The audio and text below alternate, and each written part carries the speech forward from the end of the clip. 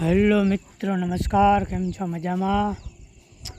તો આ છે આપણો વાડીનો નજારો. વાડી ગામથી નજીક હોવાથી અત્યારે સાંજનું ટાણું હોવાથી બહુ વિઝિબિલિટી ઘટે છે અને આજ પણ ઊંડી વીજળી થાય છે. જો આ એક કુદરતી દ્રશ્ય જેમાં તમને દેખાશે કે ઊંડી હજી પણ વીજળી આજે પણ 9 દિવસ થયા વરસાદ વરસી રહ્યો છે, આજે પણ ઊંડો છે. આ વિડીયોને લાઈક કરો, શેર કરો, સબસ્ક્રાઈબ કરો.